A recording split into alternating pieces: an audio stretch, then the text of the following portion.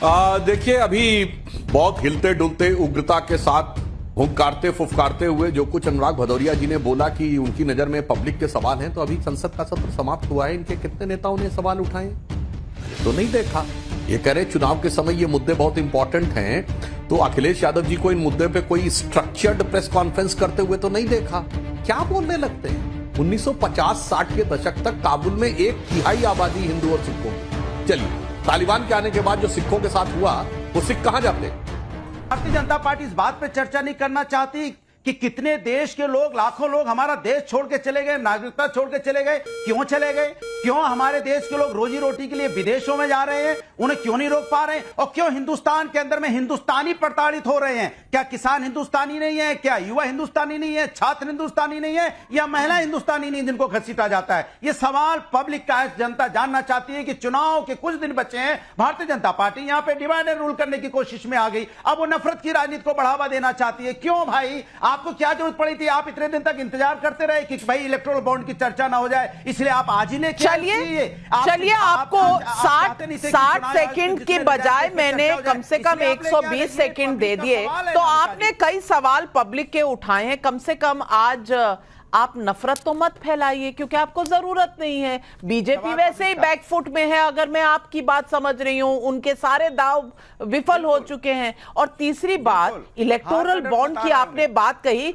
अनुराग भदौरिया जी, एक बार ये तो कह दीजिए कि इस देश का कोर्ट जो है वो निष्पक्ष है, इंस्टीट्यूशंस अभी भी लोकतंत्र के चल रहे हैं, और सब कुछ तबाह नहीं हो गया जैसा आप कहते थे। लेकिन आपने सवाल कई उठाए हैं। सुधांशु त्रिवेदी जी आपको जवाब देंगे। नहीं, अब अनुराग भदौरिया जी आप मौन शासन में बैठेंगे, क्योंकि आपको अपनी सांस अंदर खींचनी है और बाहर छोड़नी है। इसके अलावा अब आपको कुछ अलाउड नहीं है। 120 सेकंड मैंने आपको दिए, अब सुनने की कोशिश करिए सुधांशु त्रिवेदी जी को। मैं दोबारा आपके पास आऊंगी। सुधांशु त्रिवेदी जी सिर्फ बोलेंगे, जवाब देंगे, बाकी सब फेडर डाउन। सुधांशु जी। देखिए, अभी बहुत हिलते डुलते उग्रता के साथ हुंकारते फुफकारते हुए जो कुछ अनुराग भदौरिया जी ने बोला कि उनकी नजर में पब्लिक के सवाल हैं, तो अभी संसद का सत्र समाप्त हुआ है। इनके कितने नेताओं ने सवाल उठाए मैंने तो नहीं देखा। ये कह रहे चुनाव के समय ये मुद्दे बहुत इंपॉर्टेंट हैं, तो अखिलेश यादव जी को इन मुद्दे पे कोई स्ट्रक्चर्ड प्रेस कॉन्फ्रेंस करते हुए तो नहीं देखा। या ये सिर्फ टीवी पर आकर डिबेट के दौरान हाथ पांव हिलाकर बोलने के लिए है? क्यों नहीं आपके नेता आकर स्ट्रक्चर्ड कॉन्फ्रेंस? बताइए, इंडी गठबंधन के लोगों को आपस में लड़ते देखा, एक दूसरे पे आरोप लगाते हुए देखा।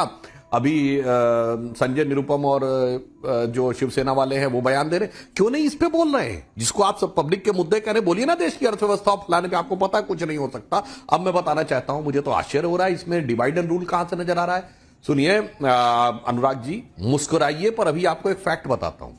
2003 में गृह मंत्रालय ने सिटीजनशिप अमेंडमेंट एक्ट के लिए कमेटी बनाई थी। उस कमेटी के चेयरमैन थे स्वर्गीय प्रणब मुखर्जी, और उसके एक प्रमुख सदस्य अनुराग भदौरिया जी जानते कौन थे? श्री जनेश्वर मिश्रा। उनसे बड़े समाजवादी आप नहीं हैं। उसने कहा था कि पाकिस्तान और बांग्लादेश की माइनॉरिटीज को सिटीजनशिप देना है, और उस कमेटी के बिंदु क्रमांक 9 में लिखा था मेजॉरिटी को नहीं देना है। मेरे भाई, अब ये छोटे लोहिया जनेश्वर मिश्रा सही थे, या अभी आपके जो छुटके नेता हैं, मतलब बड़े नेता मुलायम सिंह जी थे, उनके पुत्र, वो सही हैं? अब बता दीजिए भदौरिया जी, आप ज्यादा सही हैं, या उन्होंने लिखा था कि मेजॉरिटी को देना है, माइनॉरिटी को देना, मेजॉरिटी को नहीं देना? आप जवाब दे दीजिए, मैंने सिर्फ फैक्ट बोला है। किस पार्टी को कितना मिला जनता जान जाए। जनता का भी तो अधिकार है, थोड़ा बहुत जनता को पता चल जाए। बता दीजिए इलेक्ट्रॉनिक बॉन्ड पे। आप सरकार में हैं, आप एसबीआई को डांटिए, फटकारिए उनको। डिजिटल का जमाना है, डिजिटल के जमाने में आप बहाना मार रहे हो। आप नहीं बताना चाहते भाई? क्यों नहीं बताना चाहते आप? कोर्ट में जाइए, बताइए कल किसको कितना पैसा मिला। बोलिए प्रभु थोड़ा। अच्छा, जनता के लिए अब जवाब दे दे। बोलिए, आप चुनाव आयोग क्यों रिजाइन करके चला गया? अनुराग भदौरिया जी, अब सुन लीजिए जवाब सुनने के लिए आप इतने आतुर हैं, जवाब सुन लीजिए। अब सुनिए भी भाई, आप लगातार बोलते रहते हैं। नहीं, आप सुनने का काम करिए। आप सुनिए, बोलिए, और उसके बाद सुनिए। बोलिए, आप छात्रों पे लाठियां क्यों? हाँ, दोनों एंड के बैट्समैन को खेलने का मौका मिलता है। ये नहीं कि जब वो ओवर चेंज हो जाएगा मैं दूसरे एंड से मैं ही बैटिंग करूंगा। अब सुनिए, मैं जवाब देता हूं। इलेक्टोरल बॉन्ड में हमको 6000 कुछ सौ करोड़ रुपए मिला है, बता रहा हूं आपको। और ये जो आपके साथ खड़े हुए हैं, हाथ नचा के इनसे पूछिए, कांग्रेस को 1133 करोड़ रुपया मिला है। अगर वो खिलाफ थे तो काहे लिया? कितना लिया? 1133 करोड़। गजब है साहब। हम इलेक्टोरल बॉन्ड के खिलाफ भी हैं और हमने ले भी लिया। चलो ले लिया, आप कह रहे हो सरकार नहीं बता रही है, आप भाजपा से पूछ रहे हो, कांग्रेस तो बता दे, अपना बता दे 1133 करोड़ कहां से लिया। और सुनिए, तृणमूल कांग्रेस, ये तो एक रीजनल पार्टी, उसने 1092 करोड़ रुपया लिया है। सिर्फ कांग्रेस से 30 करोड़ कम, 1092 करोड़ एक रीजनल पार्टी ने लिया है। बता दे अपना। मेरे भाई हम पे आरोप लगाओ, बिल्कुल सही, अपना तो बोल दो। कितना दिया? या कुछ जानकारी के बगैर आके केवल हाथ पांव हिलाने लगते हैं। भाई ना आप उस कमेटी के बारे में जानते हैं ना, हमने तो अपना बता दिया इतना दिया। और हमारी, अगर हमने 6 गुना अधिक पैसा हमारे पास आया है प्रभु, तो कांग्रेस से 6 गुनी अधिक हैसियत हमारी है। कांग्रेस की 52 सीटें, हमारी 303, 52 into 6 कर लीजिए तो हमारी 6 गुनी है। कितना बस ये बात समझिए। ये नॉन स्टॉप बोलने की आदत छोड़िए। आज जो हाथ जोड़ रहे हैं, हाथ जोड़ के बता दीजिए। इंडी गठबंधन वालों से कहिए कि अपना तो बता दे, फिर हम तो पूछे। सर प्रभु, बगल में तृणमूल वाले अपना बता दे, फिर हम तो जनता की तरफ से हाथ जोड़ रहा हूं। प्रभु, किसने किसको कितना रुपया दिया? अरे अब तो सुप्रीम कोर्ट ने कह दिया है ना, अब तो सुप्रीम कोर्ट ने कह दिया है स्टेट बैंक ऑफ इंडिया दे देगा और इलेक्शन कमीशन वेबसाइट पे डाल देगा। तो अब इतने ज्यादा एक्साइटमेंट की जरूरत नहीं है। जब आ जाएगा सब कुछ, जब दूध का दूध और पानी का पानी हो जाएगा ना अनुराग भदौरिया जी, 15 तारीख को आप भी यही हैं, मैं भी यही हूं, 15 तारीख को हम बहुत बड़ी बहस करेंगे सवाल पब्लिक का शो पर। लेकिन अब मैं चलती हूं तहसीन पूनावाला जी के पास। और अनुराग भदौरिया जी, अब ये आपकी अलायंस में पार्टी है, कांग्रेस को सपोर्ट करते हैं, तो इन्हें बोलने का पूरा अधिकार दीजिएगा, बीच में मत डिस्टर्ब करिएगा। तहसीन पूनावाला जी, आप तो पेटिशनर भी हैं सीएए के मामले में।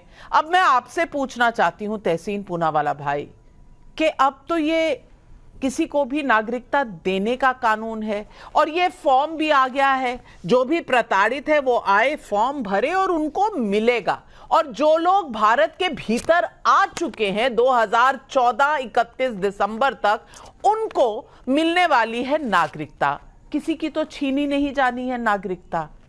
अब किस बात का डर, अब किस बात के सवाल, और अब हेडलाइन मैनेजमेंट के अलावा आपके पास और कोई भी क्रिटिसिज्म है? क्योंकि अगर आप हेडलाइन मैनेजमेंट कह रहे हैं तो 9 फरवरी को गृह मंत्री अमित शाह ने मुझे इंटरव्यू में जो कहा था वो भी आप सुन चुके हैं।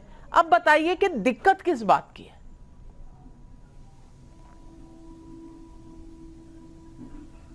नमस्कार नाविका जी, उम्मीद करता हूं मैं डिस्टर्ब नहीं किया जाऊंगा, क्योंकि बहुत इंपॉर्टेंट मुद्दे पर मैं बात कर रहा हूं और इस मामले को मैंने माननीय सुप्रीम कोर्ट में चैलेंज किया। मैं पेटिशनर हूं, कपिल सिब्बल जी लड़ रहे इसके लिए, तो मैं तर्क बता देता हूं किन ग्राउंड्स पे मैंने चैलेंज किया। प्लीज देखिए कि कोई डिस्टर्ब ना करे।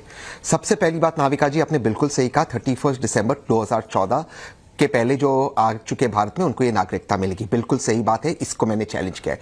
31 दिसंबर 2014 एक वेग डेट है। क्यों 31 दिसंबर 2014? क्यों नहीं 1 जनवरी 2015? क्यों नहीं 15 नवंबर 2016? ये एक वेग डेट है। वेग डेट्स कानून में नहीं आ सकते, इसका कोई साइंटिफिक या लीगल बेसिस नहीं है। दूसरी, और हमने देखा इसके बाद तालिबान टेक ओवर हुआ, तो वो उन हिंदुओं को क्यों नहीं? दूसरी बात, जो आपका परम क्वेश्चन था कि इससे किसी की नागरिकता नहीं ली जा रही, बिल्कुल सही, ये मैंने भी अपने पिटीशन में कहा, किसी की नागरिकता नहीं ली जा रही। लेकिन जो इनजस्टिस हो रहा है वो जो हिंदुओं से हो रहा है, मेरी बात को प्लीज ध्यान से रोकिए, टोकना मत, हिंदुओं से इनजस्टिस हो रहा है, खास करके उन हिंदुओं से जो भारत के बॉर्डर में, उदाहरण के तौर पर 3 मुल्कों को चुना गया है, बांग्लादेश, पाकिस्तान और अफगानिस्तान। इसके बेसिस क्या है? क्यों अफगानिस्तान? वो तो भारत का हिस्सा कभी था नहीं। और अगर भारत के जो देश हिस्सा थे तो क्यों नहीं म्यांमार, जहां पर हिंदुओं को जहां पे हिंदू कठिनाइयां में है, जहां पे हिंदू सिटीजन्स के साथ, रोहिंग्या हिंदुओं के साथ गलत हुआ है, वो उनको क्यों नहीं? श्रीलंकन तमिल्स के साथ क्यों नहीं, जो अधिकतर हिंदू है? सबसे ज्यादा जेनोसाइड और माइग्रेशन तमिल हिंदूज का हुआ है, उनको क्यों नागरिकता नहीं दी जा रही? तीसरी बात, आर्टिकल 7 और आर्टिकल 8 भारत के संविधान का ऑलरेडी अधिकार देते हैं। खास करके आर्टिकल 7 भारत के संविधान का, जो आप कह रहे थे नेहरू जी की इच्छा थी कि पाकिस्तान के किसी भी नागरिक को हम सिटीजनशिप दे सकते, खास करके हिंदुओं को, तो फिर उसका उपयोग क्यों नहीं किया? इसके लिए नया कानून क्यों लाया गया? इन सवालों का जवाब सरकार नहीं देती, सिर्फ हेडलाइंस मैनेजमेंट करती है। एक लास्ट चीज से मैं अपनी बात समाप्त करता हूं। माननीय अमित शाह जी ने आपको इंटरव्यू में कहा कि नेहरू जी का स्वप्न था, बिल्कुल सही, इसीलिए नेहरू लियाकत पैक्ट हुआ था। नाविका जी, इस पैक्ट के खिलाफ गोलवलकर जी ने रिजाइन किया था। आप मुझे फैक्ट चेक कर दीजिएगा, इस पैक्ट के खिलाफ। तो अमित शाह जी ये कह रहे हैं कि नेहरू जी के रास्ते पे चल रहे और गोलवलकर जी के रास्ते पे नहीं चल रहे। मैं बस ये मेरे पॉइंट्स से आगे के पॉइंट्स में आगे के भाग में बोलूंगा। थैंक यू नाविका जी। तहसीन पूनावाला जी को बिल्कुल सीए से कोई दिक्कत नहीं है, बल्कि वो चाहते हैं कि और भी देशों को इसमें शामिल किया जाए। सुधांशु त्रिवेदी जी जवाब। बिल्कुल है। हाँ, तहसीन भाई को मैं बता देना चाहता हूं, आप युवा और प्रबुद्ध वकील हैं, मगर आप कांग्रेस के समर्थक हैं, तो जरा अपना ध्यान रख लिया करिए। आपने कहा कि अफगानिस्तान तो कभी भारत का हिस्सा था नहीं, ये राम महाराजा रणजीत सिंह जी के समय में कभी नहीं था। ये बताइए, जब नेताजी सुभाष चंद्र बोस कलकत्ता से अंग्रेजों की को चकमा देकर निकले थे, तो काबुल में एक मेहरोत्रा जी थे जिन्होंने उनको जिनके घर में वो लंबे समय तक रहे थे। क्या बोलने लगते हैं? 1950-60 के दशक तक काबुल में 1/3 आबादी हिंदू और सिखों की थी। चलिए, तालिबान के आने के बाद जो सिखों के साथ हुआ, वो सिख कहां जाते? ये अफगानिस्तान के उस तरफ सीरिया जाते या भारत आते? और सुनिए, मेरी बात नहीं है, ये अकाली दल के नेता सुखबीर सिंह बादल खुद बोल चुके हैं कि 60,000 से अधिक सिख आवेदन दिए हुए हैं, जिसमें बहुत से अफगानिस्तान के भी हैं और उन्हें सिटीजनशिप देनी चाहिए। ये फ्लोर ऑफ द हाउस पे बोले। अब मैं आपकी पार्टी का याद दिलाना चाहता हूं, मैंने जिस कमेटी की बात कही थी, 2003 की सिटीजनशिप अमेंडमेंट एक्ट की कमेटी, जिसके चेयरमैन प्रणब मुखर्जी आपके नेता थे, और ये कपिल सिब्बल उसमें सदस्य थे।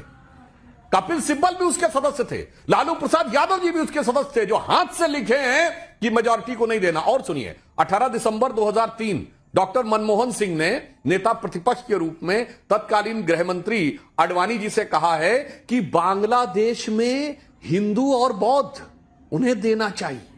अब आइए, तरुण गोगोई जी की सरकार का रिजोल्यूशन है जुलाई 2014, हिंदू, सिख और बौद्ध उनको देना चाहिए।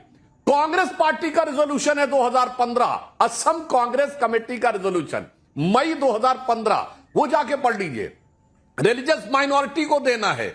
मेरे भाई, आज जो मैं बताना चाहता हूं, समस्या जानते क्या गई नाविका जी? जो नेताओं के बारे में ये इमेज बन गई है ना कि इनकी बात पे भरोसा नहीं किया जा सकता, वो इसीलिए बनी है क्योंकि कहा जाता कहते कुछ हैं और करते कुछ हैं। उससे ज्यादा कहने से ज्यादा महत्व होता लिखने का, लिखने से ज्यादा महत्व होता रिजोल्यूशन का, रिजोल्यूशन से ज्यादा होता संसदीय समितियों में लिखने का। साहब, सब कुछ कहते हुए, और जो डेट पे आपने आपत्ति की, तो मैं पूछना चाहता हूं, राजीव गांधी के समय में असम अकॉर्ड हुआ था, ये 1971 की डेट किस आधार पे तय की?